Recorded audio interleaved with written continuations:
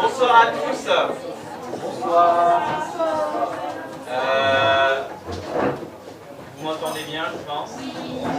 Donc bonsoir à tous et bienvenue.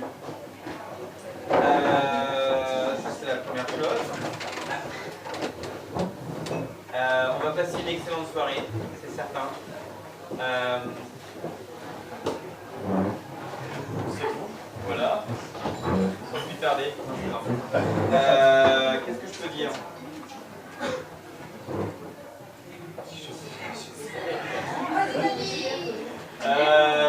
D'accord. Synergie. Ouais, on va faire des annonces, hein, on va faire ça.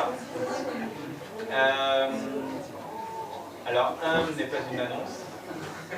Non, quelques annonces par rapport à ce qui va se passer dans la vie de l'Église. Ce vendredi, vous avez Synergie. Donc, c'est le ministère des Jeunes de 25 à 35 ans. Donc, vous allez avoir une étude sur les lettres, les épîtres, il me semble, à 19h30. Donc, c'est bien un épître. Vous confirmé, hein? D'accord. C'est bon, là. Non, je ne suis pas un pitre, non. Merci, Rita. Donc, Synergie, ce sera vendredi soir. Il y a aussi un powerhouse social. Donc, si vous avez des informations, enfin, si vous avez des questions, vous pouvez aller voir Ketia, l'équipe qui est là. Donc ça va être super, on a un invité spécial aussi dimanche, donc sur nos 5 services.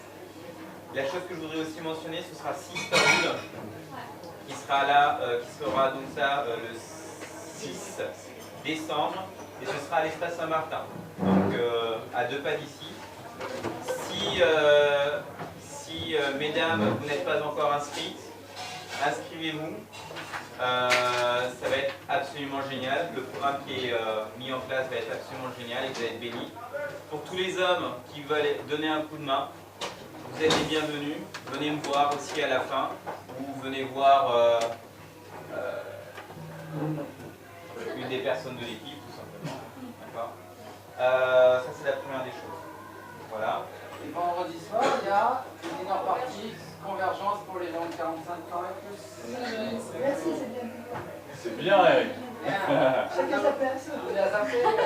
Monsieur, salut. Non. Non, mais c'est parce que dans ma tranche d'âge, pour l'instant, il n'y a rien. Mais on t'invite à tout faire si tu veux. Non, je plaisante. Donc vous voyez qu'il y a pas mal de choses vendredi soir. Donc si vous n'avez rien à faire, venez. Si vous avez quelque chose à faire, annulez et venez aussi. Bon, sans plus tarder, on va placer ces moments devant Dieu. Parce que je pense que Dieu veut nous parler aussi. Et on va prier pour qu'on puisse avoir de nouvelles révélations. Et ça va être formidable.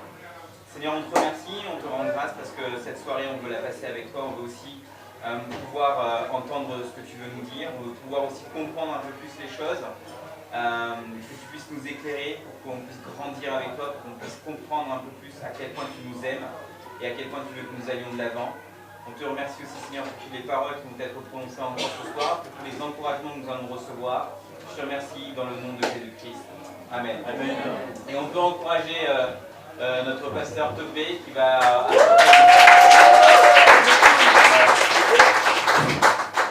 Bonsoir tout le monde. Donc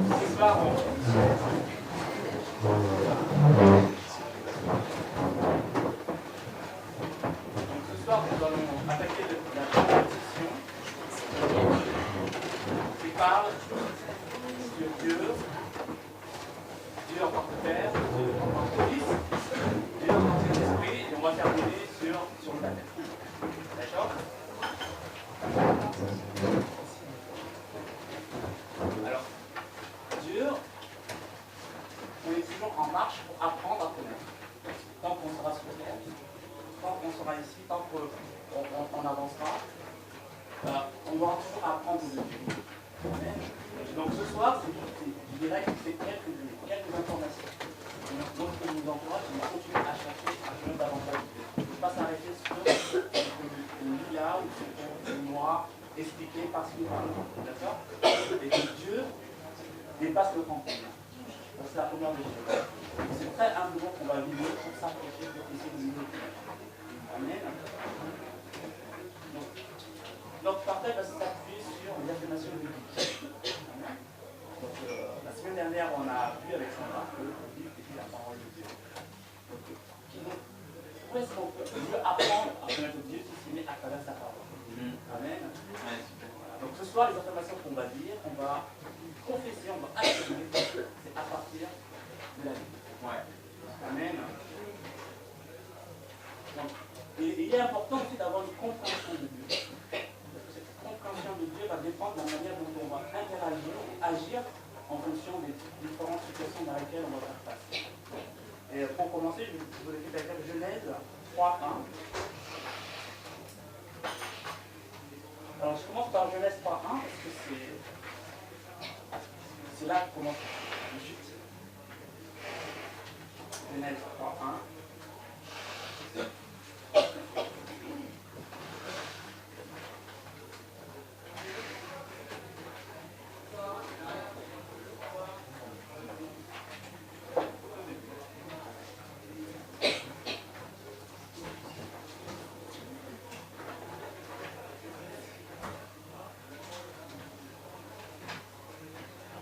Le serpent était le plus tortueux de tous les animaux des champs que l'Éternel Dieu avait fait. Il demanda à la femme, vraiment, Dieu vous a dit, ne mangez du fruit d'aucun des arbres du jardin? La femme répondit au serpent, nous mangeons des fruits des arbres du jardin, excepté du fruit de l'arbre qui est au milieu du jardin. Dieu a dit de ne pas en manger, de ne pas y toucher, sinon nous mourrons. Alors le serpent dit à la femme, pas du tout, vous ne mourrez pas. Seulement, Dieu sait bien que le jour où vous en mangerez, vos yeux s'ouvriront et vous serez comme Dieu, choisissant vous-même entre le bien et le mal. Amen.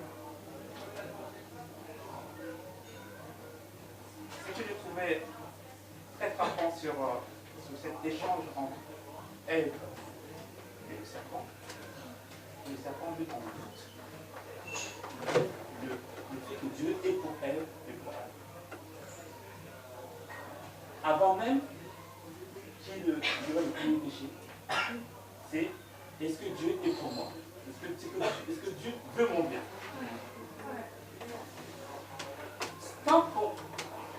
Lorsqu'on remet en cause le fait que Dieu est pour moi, c'est pas contre moi, et que Dieu veut mon bien, dès lors on ouvre une porte, on ouvre une porte qui nous mène à remettre en cause l'enseignement de Dieu, à remettre en cause les révélations qu'il nous donne. Et ça, les difficultés auxquelles on peut faire face, ça peut être un choix auquel Dieu nous révèle, auquel on emprunte. Au premier obstacle, est-ce que c'est la bonne? Est-ce que c'est Dieu? Est-ce que Dieu m'aime? Est-ce que Dieu va m'apporter ce à quoi il est dit? Amen.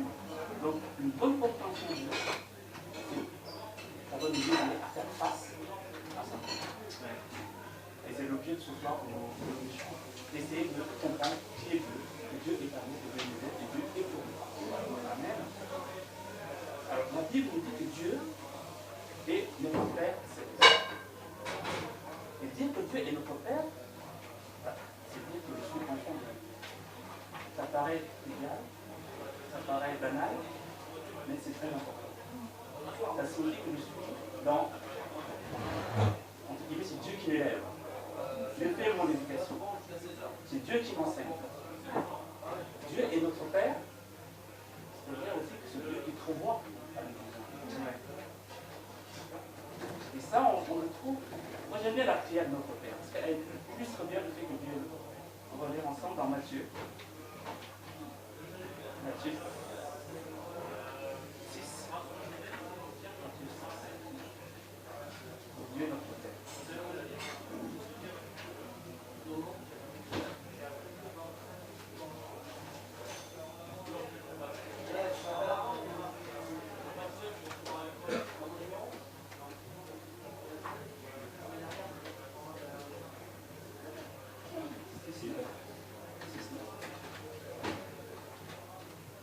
Priez donc ainsi, notre Père qui est dans les cieux, que tu sois reconnu pour Dieu, que ton règne vienne, que ta volonté soit faite, et tout cela sur la terre comme au ciel. Donne-nous aujourd'hui le pain dont nous avons besoin. Pardonne-nous nos torts envers toi, comme nous pardonnons nous-mêmes, les torts des autres envers nous. Garde-nous de céder à la tentation, et surtout délivre-nous du diable.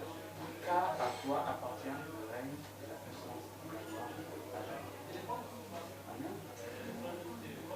Dieu est notre Père. Je suis dans l'obéissance par rapport à Dieu. Et Dieu en tant que Père, c'est aussi un Dieu que je crains. Que je crains dans le sens que je respecte, que je révère. Qu'il est saint. Amen. C'est le Dieu transcendant.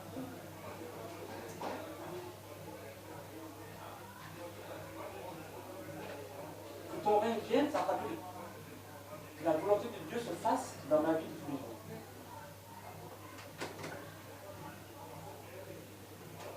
Donne-nous aujourd'hui notre pain de tous les jours.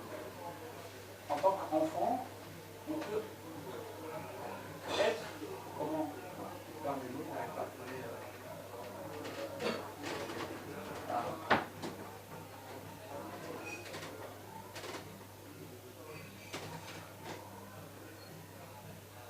on peut être tenté de vouloir, comment dire, faire des choses par nous-mêmes pour obtenir notre pain de tous les jours.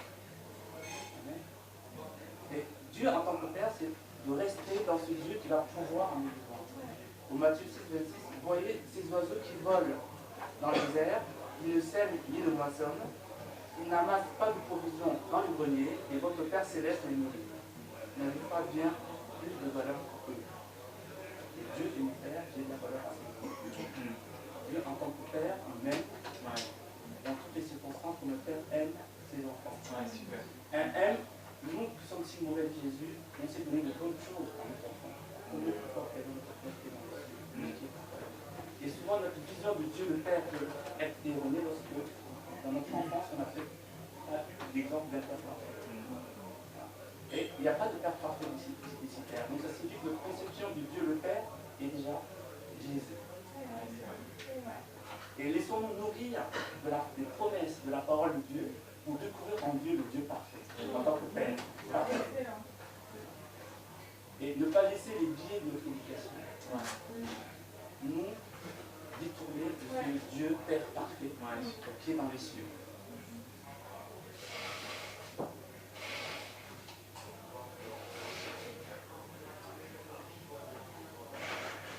Et en acceptant Christ dans notre vie,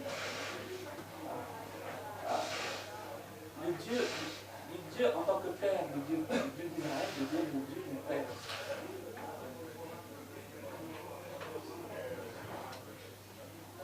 Dieu, c'est aussi le créateur de l'univers et de la terre. Donc au Genèse 1, verset 2, au commencement, Dieu créa le ciel et la terre. Or la terre était alors informe et vide, les ténèbres couvraient la ville, et l'Esprit de Dieu planait au-dessus du lieu.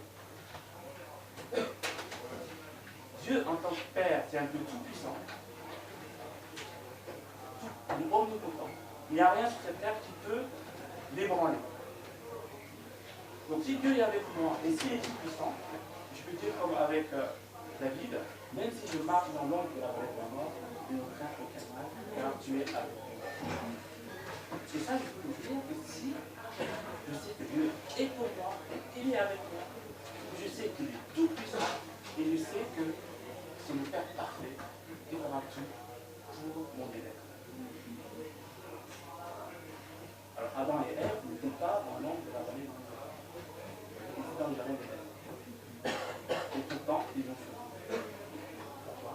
Parce que pour eux, Dieu n'est pas là pour pleinement leur vie.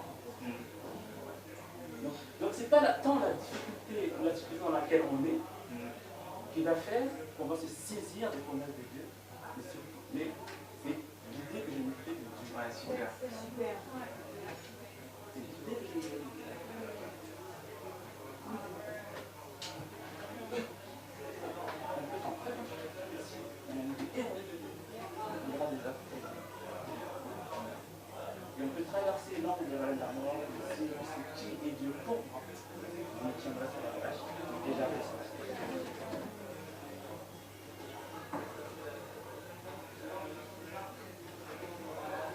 Alors, on a quelques.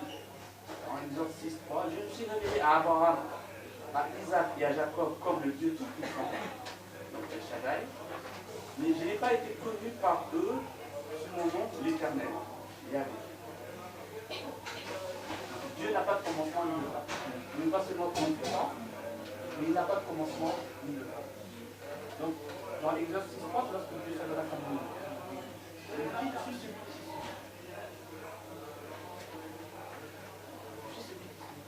Et le peuple d'Israël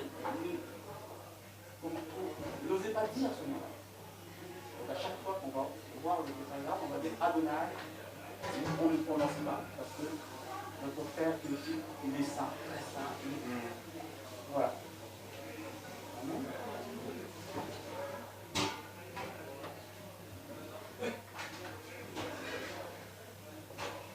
Dieu est omniprésent.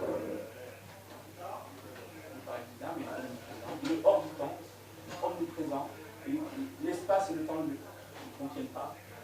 C'est quelque chose qui dépasse notre entendement.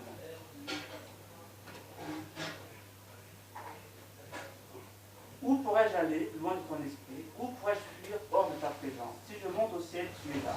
Si je descends au séjour des morts, t'y voilà. Si je m'empruntais les ailes de l'aube pour me réfugier aux confins des mers, là aussi, ta main me dévise, ton bras droit me tiendra. Dieu est omniprésent. Là où nous nous trouvons, Dieu est là et nous voit la situation. Et Dieu est amour, c'est pareil. C'est l'amour absolu. C'est une évidence pour ceux qui s'approchent de lui. Mais parfois, le doute qu'on a, c'est une remise en cause, cet amour parfait de Dieu. Donc c'est important de dans une situation de proclamer que Dieu est amour.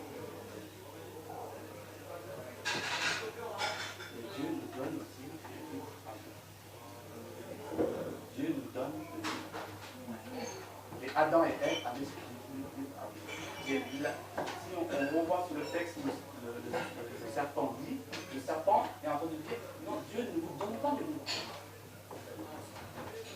Il ne veut pas que vous soyez comme nous, comment choisir le bien. Et la même chose, Dieu va lui dire, mais une autre forme, au d'Israël, parce que moi, on porte la terre promise. Il va leur dire, je vous prends aujourd'hui le ciel et la terre entre moi, je vous offre le choix entre la vie et la mort, entre la bénédiction et la malédiction. Je vous offre donc la vie, en fait, vous vivez, vous et vos descendants. Dans les mots, Dieu dit, vous posez une question, réponse A, réponse de B, la bonne réponse c'est A. Choisissez A. Pourquoi tout le monde va choisir? On va choisir B. Pourquoi on choisit B? Parce qu'on remet en plus le fait que Dieu est pour nous, le fait que Dieu nous aime, le fait que Dieu veut notre bonheur. Donc, bien qu'on ait la bonne réponse de Dieu, on choisit toujours. Et ça veut dire aussi que l'amour parfait, c'est un amour qui donne le vie. L'amour parfait, c'est un amour qui nous donne le vie. On ne peut pas forcer les gens encore en plus. Donc ça nous donne notre approche, même de la progression de l'enfant. L'amour parfait, c'est un amour qui donne le choix. Dieu veut des hommes et des femmes qui vivent une relation d'amour avec lui, volontairement. Ouais, super. Ça. Mais Dieu ne s'arrête pas là en disant, voici, ça c'est la bonne route, ça c'est la mauvaise route, choisis la bonne route. Et lorsqu'on choisit la mauvaise route, eh bien, il vient pour réparer la chose.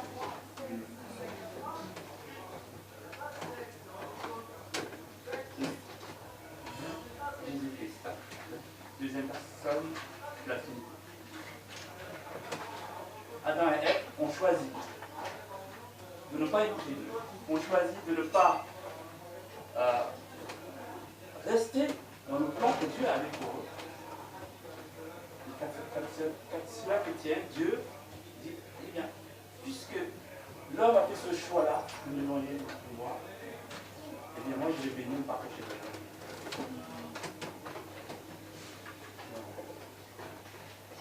On va lire dans Jean 1, l'évangile de Jean. Prologue de Jean sur la parole faite chair.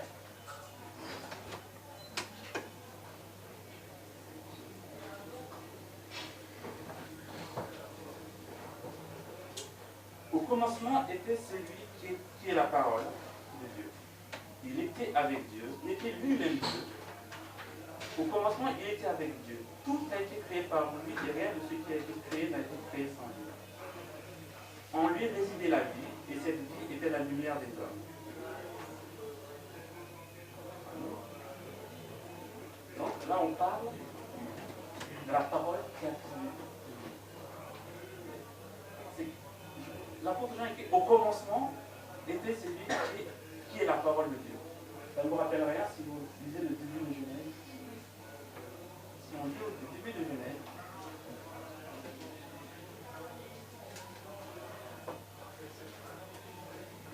la toute première phrase de Genèse. Au commencement, Dieu créa le ciel et la terre. Or la terre était informe et vide, les ténèbres couvraient la nuit, et l'Esprit de Dieu planait au-dessus des cieux. Et Dieu dit, que la lumière soit, et la lumière fut. Je te dis l'évangile de Jean, la parole de Dieu, la parole créatrice de Dieu, cette parole, c'est Jésus. C'est fait homme. Et il dit cette parole était à côté de Dieu et cette parole était Dieu. Alors ça traduit deux choses. Vous pouvez voir quand il y a quelque chose à côté de moi, il n'est pas moi. Ou il est moi, il n'est pas à côté de moi. Vous le suivez? La conclusion traduit deux réalités. Il dit quoi? Cette parole était à côté de Dieu. Donc cette parole, je distingue le Fils du Père. Mais il dit, attention, distinguer ne veut pas dire qu'ils sont séparés. Ils font qu'un. Le Père et le Fils font qu'un. Cette parole est Dieu. Ils font qu'un, mais je distingue. Distingue sans séparer, unis sans confondre. C'est la base de la Trinité. Et c'est la même chose que le Seigneur. Il dit que cette parole qui a créé toutes choses, en gros, cette parole qui s'est fait l'homme en Jésus, a créé toutes choses. Jésus.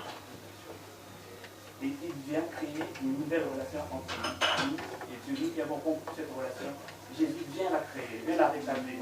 Cette parole qui a créé le monde du départ vient créer le lien entre moi et mon Père.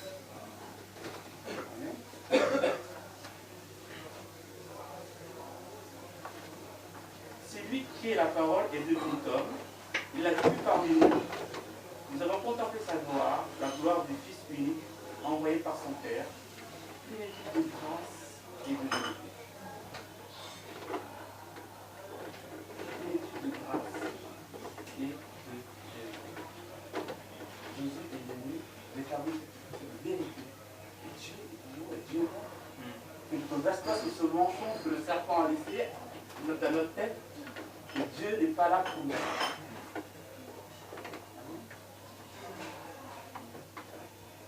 Dieu est pour nous. Et Dieu s'est fait homme pour que je puisse revivre cette relation avec nous.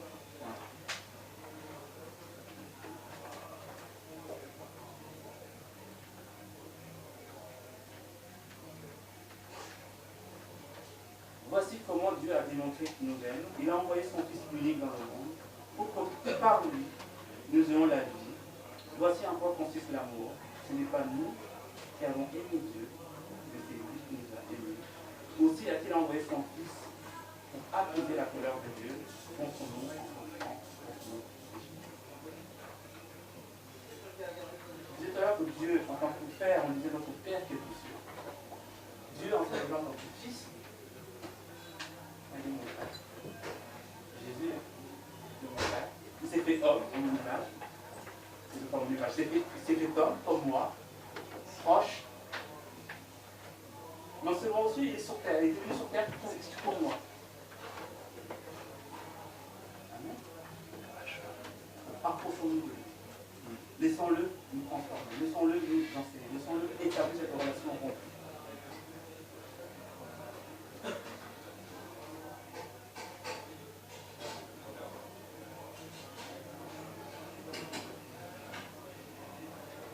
Je vais dire aussi Philippiens 2, 6 à 11.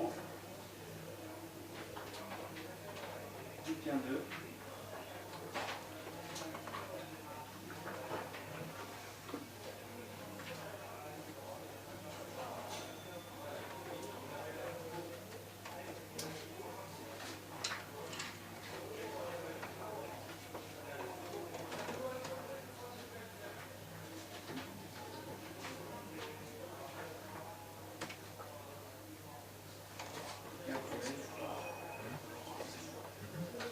Philippiens 2, 1 à 11.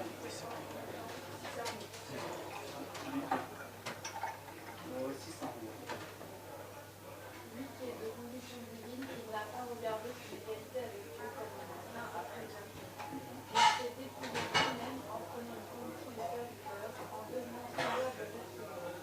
Reconnu comme un simple homme, il s'est humilié lui-même en faisant preuve d'obéissance jusqu'à la mort, même la mort de la croix. C'est aussi pourquoi Dieu l'a élevé à la plus haute place et lui a donné le nom qui est au-dessus de tout nom, afin que nous, Jésus, chacun de nous dans le ciel, sur la terre,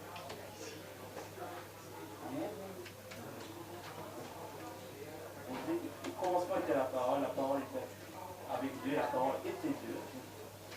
Il s'est dépouillé, il s'est fait homme. On a la condition de Dieu. Donc Jésus est 100%, et 100%. C'est ça que c'est l'unité. Amen. 100% Dieu, 100% Dieu.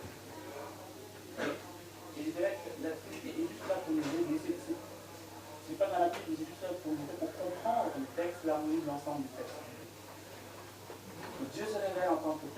Dieu se révèle en tant que Fils. Et que Fils, c'est Dieu lui-même. Et en même temps, c'est Jésus qui s'est fait homme, qui s'est dépouillé. Amen.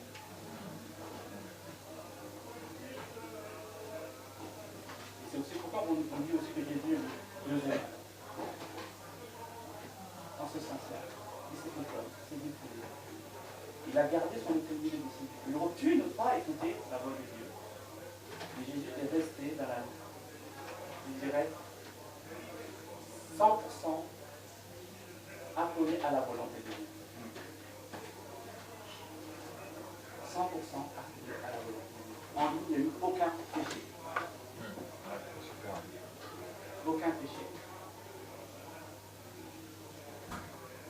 Et ça me fait penser un peu à cette histoire de fils prodigue. Mais dans l'histoire de fils prodigue, le cadet s'en va, l'aîné reste à la maison et le cadet qui revient. Et quand je vois Dieu en tant que Père et Jésus, je vois l'histoire du fils prodigue, mais revisitée autrement. Où là, le cadet qui quitte, qui vend tout, qui délapide tout, qui va mener une vie. Et les gauches qui va se retrouver ruiné, avoir des dettes, à devoir trimer pour pouvoir réussir. Et là, c'est l'ennemi qui part à la recherche. Il quitte la maison et il s'en va. Il trouve le cadet dans un état déplorable. Il voit qu'il a plein de dettes. Il part avec sa femme. L'autre, il y a eu un partage, il a pris de l'héritage, il a dépensé. C'est pas grave. Il dit, viens, qu'est-ce qu'il fait? Il dit, ah, ça, je paye. Il a vu ça, je paye. Il paye toute la dette du cadet. Il le prend. Il le soigne. Il le nourrit. Il pense ses plaies. Et après, il dit, je m'en rends, je vais retourner à la maison. Il y a ceux qui vont payer. Bien sûr, ils vont dire. Et là, le fils aîné le prend sur ses épaules. Et il le ramène à lui. Le père le voit en route, il sort.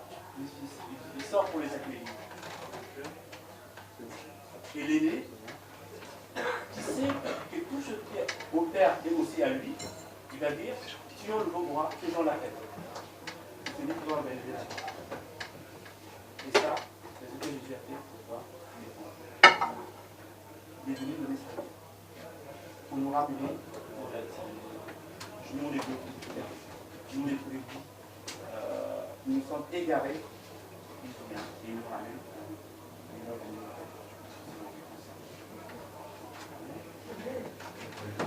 Ça, c'est ce que Dieu.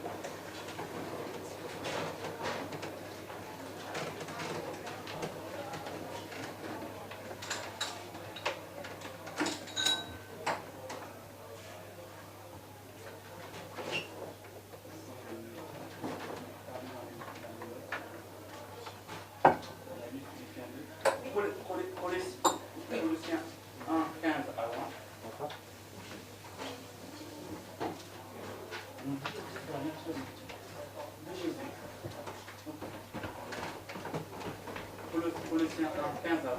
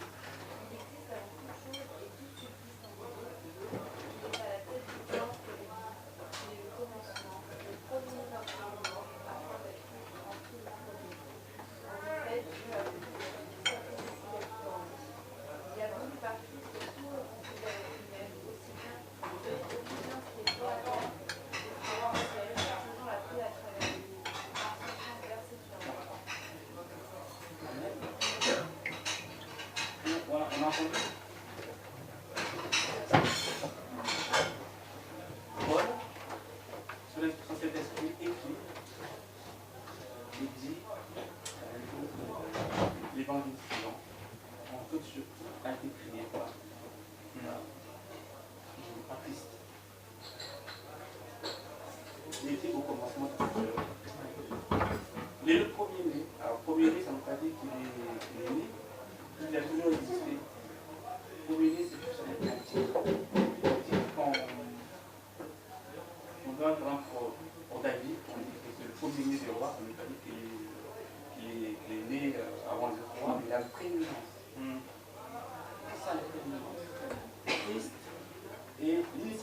toute chose qui vient apparaître.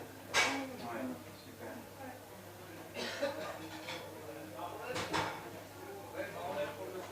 Donc ce texte réaffirme la divinité en tant que Christ. 100% Dieu. Et c'est des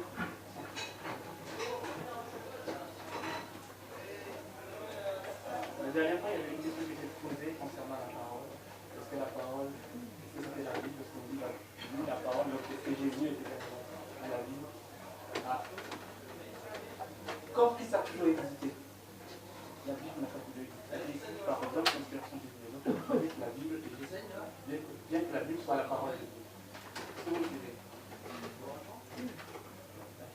La Bible est la parole de Dieu en tant que écrit sur l'inspiration de Saint-Esprit. Dieu a révélé sa parole de Dieu.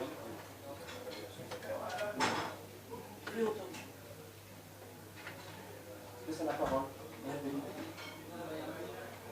La parole, on dit que la parole s'est faite chair par rapport à Christ. Donc, le logos, et cette parole qui a toujours été avec Dieu, et qui est Dieu. Est-ce que qui est Dieu? Et cette parole-là, qui s'est fait comme.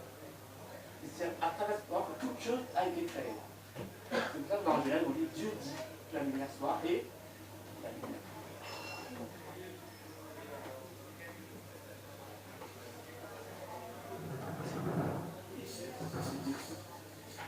Ne regardons pas son égalité. On s'en est sur terre. Paye le prix à payer. Parce que l'homme, dans sa libre arbitre, encore multiple, cette parole créatrice crée un jour de nouveau pour toi et moi qui sont empruntés par lequel on perçoit les nouveaux frères dans cette relation. Encore une fois, toujours dans un libre arbitre. Je choisis d'emprunter le Christ. Nul ne vient de faire que par vous. Parce que si vous savez que c'est lui qui crée toute chose nouvelle, c'est lui qui crée ce chemin que nous mène.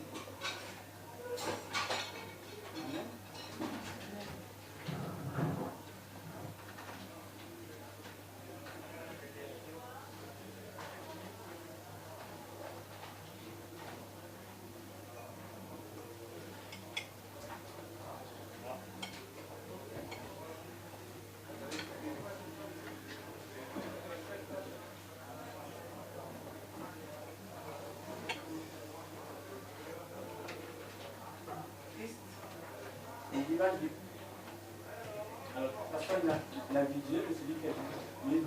Les gens qui ont vu Jésus, ils ont Jésus. Il le dit dans Jean 10, 30 à 33. Or, moi, le Père, nous ne sommes qu'un.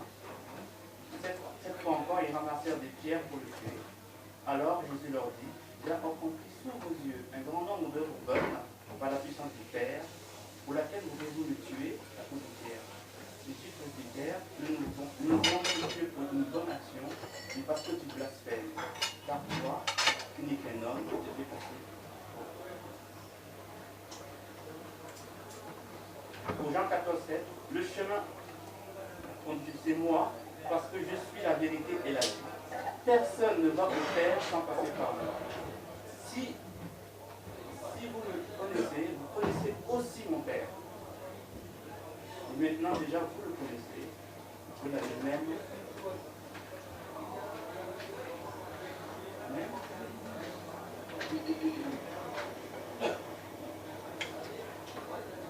Donc, quand on dit au nom du Père, du Fils et du Saint-Esprit, le Fils, et cette parole, faite chair, incarnée en nous. Le Christ. Amen.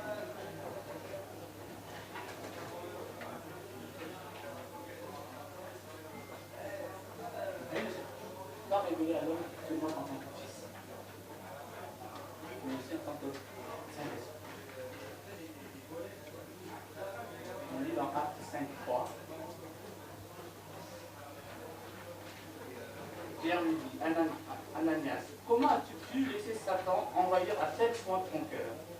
Tu as menti au Saint-Esprit en cachant le plus réel de ton champ pour en détourner une partie à ton profit.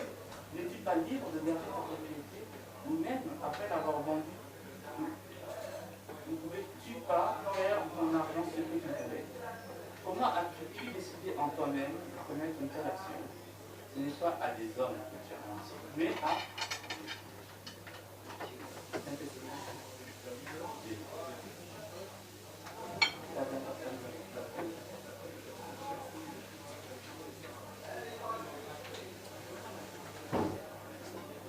Alors c'est parce que ce n'est pas une chose, une puissance, on parle bien de la troisième personne.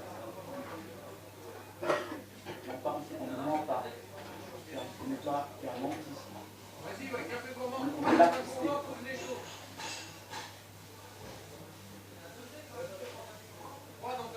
Cet esprit, c'est l'esprit de vérité. Quand l'esprit de vérité sera venu, il vous conduira dans la vérité tout entière, car il ne parlera pas de lui-même, mais tout ce qu'il aura entendu, il le dira, et vous annoncera les choses à venir.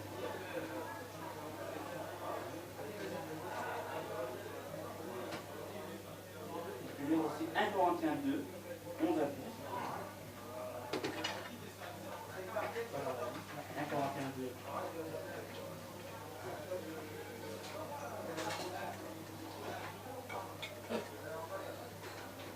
À 12.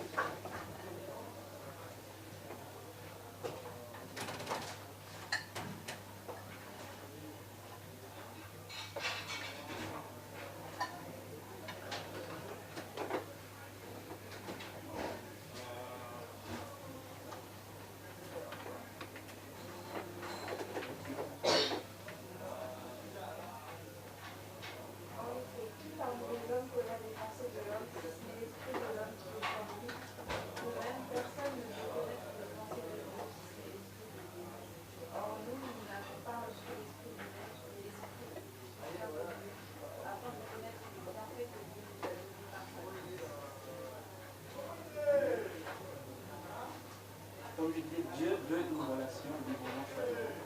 En acceptant Christ, en recevant cette relation, on ouvre la porte, le Saint-Esprit vient faire ta volonté. Et pour nous révéler, pour nous révéler les pensées de Dieu, le cœur de Dieu, la volonté de Dieu. Je veux bien faire la volonté de Dieu, mais si je ne sais pas, je veux bien être obéissant, mais si je ne sais pas, si je dois tourner à gauche ou à droite. Le Saint-Esprit, Dieu en tant que Saint-Esprit, nous révèle le cœur de la pensée de Dieu.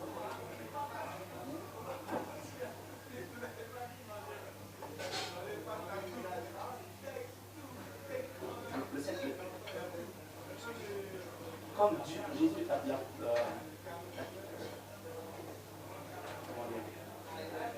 Comme Jésus tout le temps a été, mais de même Saint-Esprit.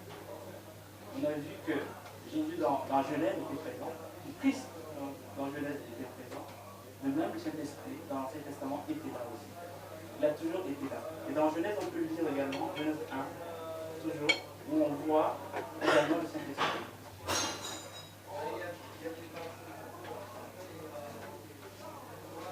Au commencement, Dieu créa le ciel et la terre. Or, la terre était informe et vide. Les ténèbres recouvraient la ville et l'Esprit de Dieu planait. Donc, la Trinité n'est pas écrite dans la Bible. On le trouve, que ce soit dans l'Ancien Testament ou dans le Nouveau.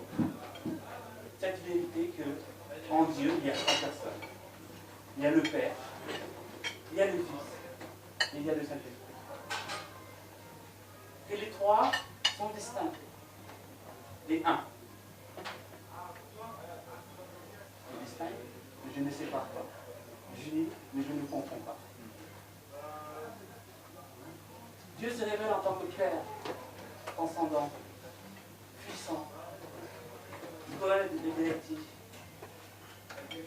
mais qui s'est aussi proche de moi en tant qu'homme, en devenant homme.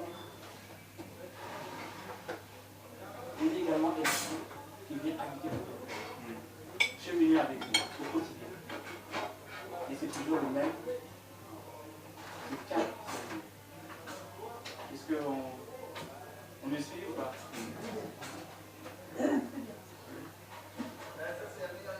C'est un seul Dieu. Et qui se révèle en trois personnes.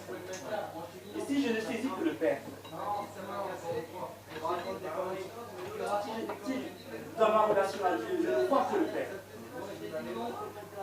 il va manquer une dimension,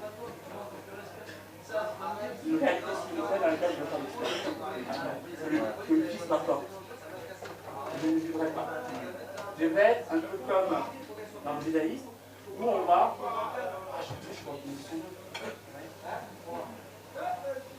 Le Père qui est très haut,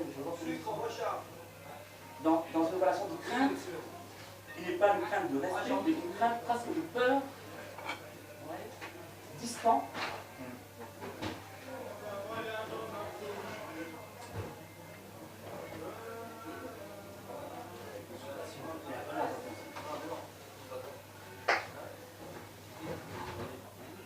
Et je dis, j'accepte, je saisis la dimension de Dieu qui s'est révélé en tant que Fils pécheur comme moi, prenant ma place de condamnation qui me retombe dessus. C'est quoi? C'est accepter la grâce de Dieu.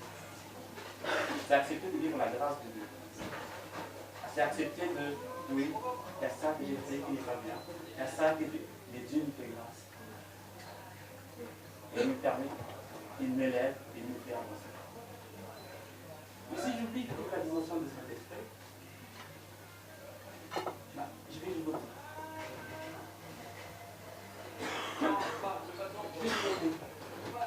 Sachant où aller. Je vois bien faire les choses. Mais si je ne révèle pas, ça c'est mauvais. Je ne le sais pas. Dieu me fera grâce. Parce que je l'accepte, parce qu'il m'aime. Mais je ne saisirai pas pleinement de la grâce. Je ne saisirai pas pleinement les pauvres. Ce qui va attrister.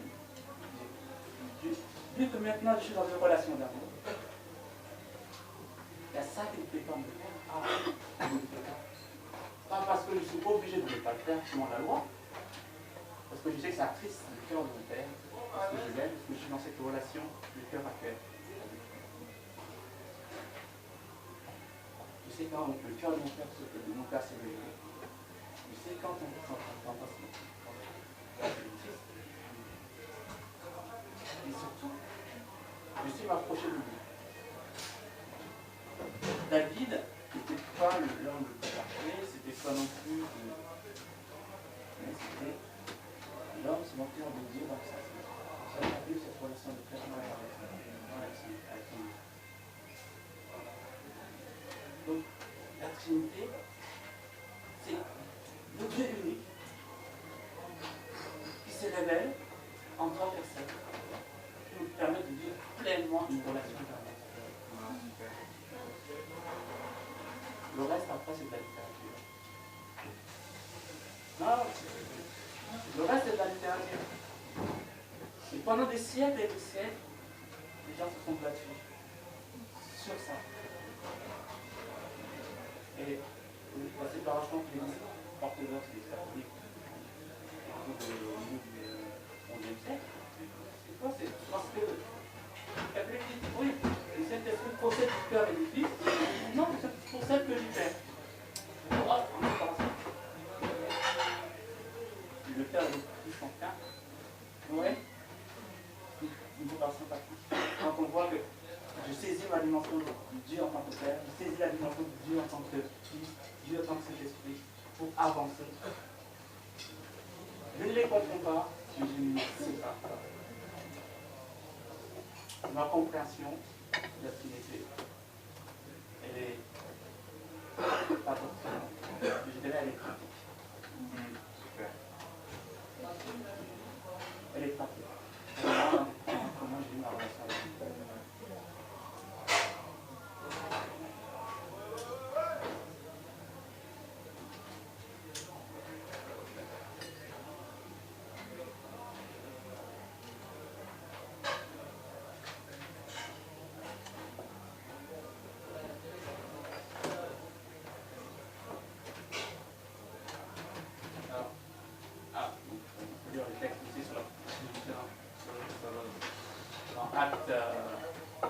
Acte 10, 44 à 46. Alors que Pierre prononçait ces mots, l'Esprit Saint descendit soudain sur tous ceux qui étaient, ceux qui écoutaient la parole. Les croyants juifs qui étaient venus avec Pierre furent très étonnés de voir que l'Esprit Saint était aussi donné et répandu pour les non-juifs. En effet, ils les attendaient parler en différentes langues et célébrer la grandeur de Dieu. L'amour de Dieu est universel. Dieu m'aime et moi je suis jaloux. Il m'aime. C'est bien, c'est super. Mais c'est pas Dieu. Même si Dieu fait comme on veut, c'est pas Dieu qui fait. Nous sommes tous des choses. L'amour de Dieu est universel. Il y a ceux qui vont l'accepter, il y a ceux qui vont l'accepter. Il y a ceux qui donnent, ils donnent. Dieu aime l'humanité, il a tant aimé l'humanité. Il a dit quiconque a entendu le téléphone du Dieu, pas ceux qui sont juifs, ceux qui se disent chrétiens, ceux qui sont ceux. Quiconque croit en Dieu.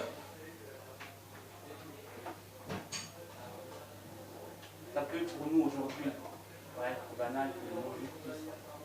Mais à l'époque, comment révéler à d'autres. Et eux, ils se posent cette question, nous en tant que chrétiens, on peut aussi, parfois on peut limiter Dieu dans son monde, inconsciemment. Dieu aime les gens qui ne sont pas comme nous.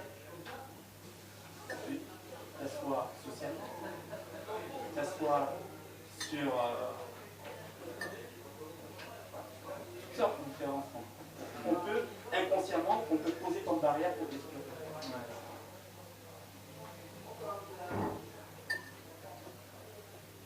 Donc, je disais que le Saint-Esprit était là, était le cœur de Dieu, révéler le cœur de Dieu.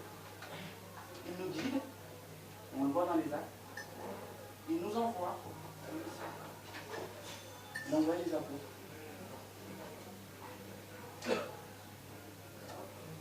Pendant qu'Apollos se trouvait à Corinthe, Paul, après avoir traversé la région montagneuse Asie mineure, descendu à Éphèse, il rencontra un petit groupe de disciples et leur demanda: avez-vous reçu le Saint-Esprit quand vous êtes devenus croyants? Ils répondirent: nous n'avons même pas entendu dire qu'il y ait un Saint-Esprit. Quel baptême avez-vous donc reçu? Celui de Paul, celui de Jean-Baptiste, ils répondirent. Ok, Paul. Jean baptisait les Israélites pour indiquer qu'ils changeaient de vie, mais qu'il leur disait aussi de croire en celui qui viendrait après lui, c'est-à-dire en lui. Après avoir entendu cela, ils furent baptisés au nom du Seigneur Jésus. Paul leur imposa les mains, et le Saint-Esprit descendit sur eux, ils se mirent à parler dans leur langue et être partout. Amen.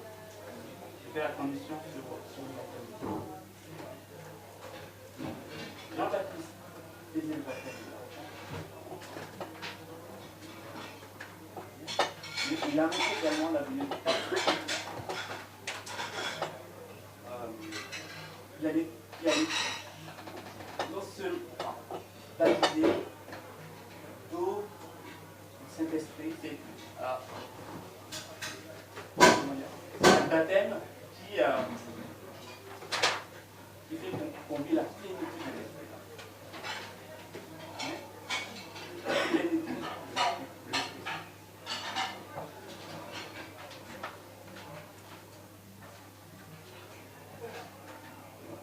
Pour le baptême vient du mot grec baptizo et signifie tremper, immerger ou plonger. Le baptême d'eau consiste en une immersion complète dans l'eau. Il n'est donc pas une nature unique. C'est immergé. Donc il y a deux mots, il y a baptizo, bapto et baptizo. Bapto c'est immergé, baptizo c'est immergé mais avec un changement qui est permanent de nature. Quand on fait un colorant sur les habits, on va plonger dans l'eau, ça change la nature de la chose. Si je fais quelque chose, je plonge juste dans l'eau et que je ressors la chose qui est la même chose, j'utilise un autre mot. Donc le mot qui est utilisé pour le baptême, c'est un mot qui dit je plonge et je ressors différemment lorsque je suis avant d'avoir été plongé. Vous me suivez? Je plonge, je sors pareil, bateau, je plonge, je sors différent.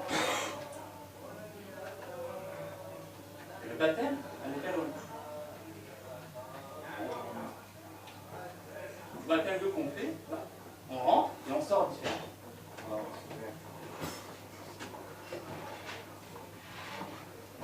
le baptême, donc une déclaration aux personnes de ton entourage que Jésus est ton Seigneur. Tu as accepté Christ dans ta vie. Tu as fait d'accord pour que cet esprit vienne s'établir dans ton cœur. Tu vis une relation avec Dieu. Là, tu le déclares. Tu déclares cette vie. Parce que Christ en toi fait que tu vis différemment, que tu es une différente personne. Si tu suis Christ, si tu suis cet esprit, tu ne peux pas agir comme tu agissais hier. Tu es une nouvelle pierre. Et tu le marques, tu le proclames publiquement. Non seulement aux hommes, mais aux autorités spirituelles. Oh, voici mon temps. J'ai changé. En effet, si de ta bouche tu déclares que Jésus est Seigneur, et si dans ton cœur tu crois que Dieu l'a ressuscité des morts, tu seras sauvé.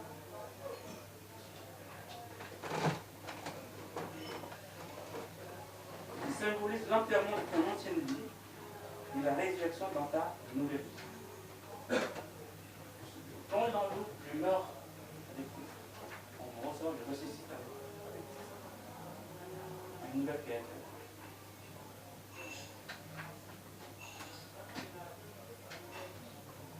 Au Romains 6, 4 dit, nous avons donc été ensevelis avec lui par le baptême, en relation avec sa mort, afin que comme le Christ a été ressuscité d'entre les morts, par la puissance glorieuse du Père, nous aussi, nous menions une vie nouvelle.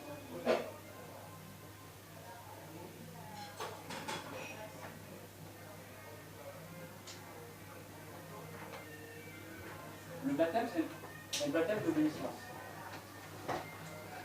Jésus dit, allez faire de toutes les nations, les disciples, en les baptisant au nom du Père, du Fils et du Saint-Esprit.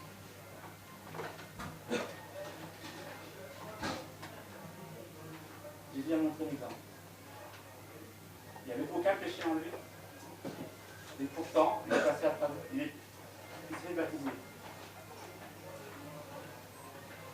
Christ, je suis l'imitateur de Christ. Il accepte, je suis son exemple. Je suis baptisé. Et encore une fois, ça doit être une décision personnelle. Dieu a laissé cette vie organique à l'homme. C'est pour que personne ne vienne nous en imposer ou l'enlever. C'est libre la vie qui guide tout au long de la vie, tout le long de Jardin d'Éden jusqu'à aujourd'hui.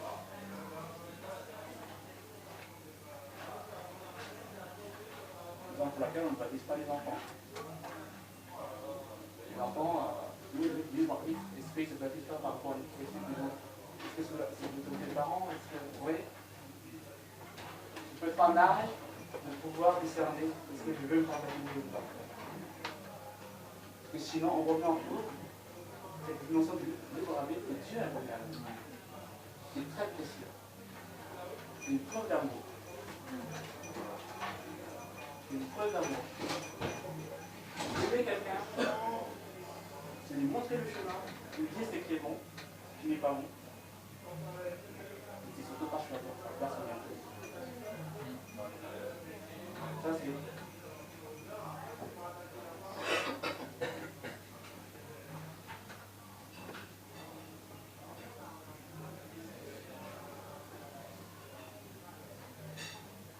Voilà, donc, Matthieu 3,16, on voit encore une fois la Trinité. Il apparaît dans le moment du baptême de Jésus. Aussitôt après avoir été baptisé, Jésus sortit de l'eau. Alors le ciel s'ouvrit pour lui et il vit l'Esprit de Dieu descendre sur la forme du colombe et venir sur lui. Et on entend la voix du Père, celui-ci est mon fils, il est béni. Vous lisez la suite. Là, vous retrouvez le Père, le Fils et le Saint-Esprit. Et moi j'aime ça de voir la Trinité se révéler dans la création. Dieu créa par la parole, l'Esprit de Dieu et le Père qui est là. Et de voir la Trinité de nouveau se révéler au moment du il marque aussi le mystère de Christ. Un nouveau monde qui crée, une nouvelle chemin qui est créé. histoire qui vraiment puissions revivre notre état de lien d'amour que Dieu avait prévu dans le jardin d'Éden.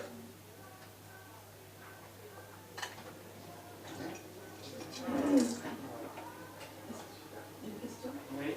Est-ce qu'on peut dire que le baptême c'est un acte d'obéissance, Oui. mais est-ce qu'on peut dire aussi que c'est d'abord un acte de repentance? Moi, je vois la repentance. Est-ce qu'on peut Le pas baptême de Jean-Baptiste, c'est l'acte de repentance. Je change de direction. Oui, Mais c'est le le change de baptême de direction. Oui. D'accord. Et je concrétise dans le baptême de Jean-Baptiste. C'est le baptême de. D'accord. Très simple. Mais moi, je vois le baptême en termes de sens, au sens où la repentance, je le dis avant. Oui, mais une fois qu'il est repenti, Voilà. tu peux baptiser.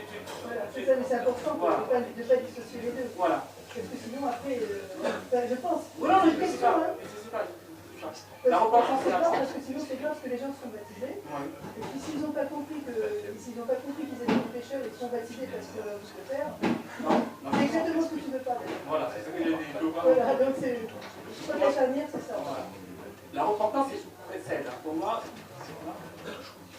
tu te repens, tu acceptes Christ dans ta vie. Et de cette relation que tu as Christ, tu viens le proclamer à travers les autres. Ça n'exclut pas. Ça n'exclut pas. C'est le chemin à suivre. Voilà. Le chemin à suivre. C'est personnel. C'est personnel parce que si ce n'est pas personnel, on n'est plus dans une relation d'amour avec Dieu.